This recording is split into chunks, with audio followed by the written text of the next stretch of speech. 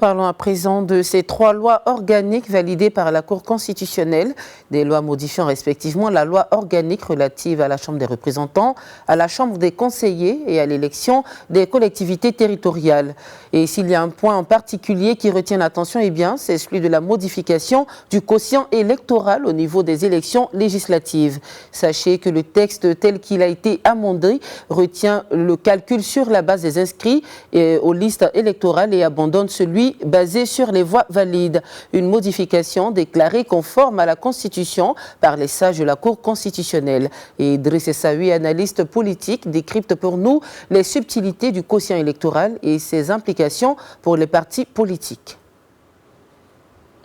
De manière concrète, le calcul du quotient électoral au Maroc suivait le nombre de voix exprimées. Aujourd'hui, avec ce qui a été fait et ce qui a été présenté et étudié par la Cour suprême, c'est le fait de dire, attention, le calcul du quotient électoral ne va pas se faire seulement sur les voix qui ont été exprimées pour tel ou tel candidat, mais sur le nombre de voix inscrites sur les listes électorales. Bien entendu, c'est un travail pédagogique qui doit se faire, et les premiers à faire ce travail d'explication, c'est les partis politiques qui sont dans l'arène, qui sont aujourd'hui dans les affaires, et ils seront obligés d'aller expliquer aux gens qu'il est nécessaire d'aller exprimer sa voix, que ce soit pour ou contre tel ou tel candidat, mais il faut aller exprimer sa voix, que le compte soit réellement le reflet de la réalité du terrain.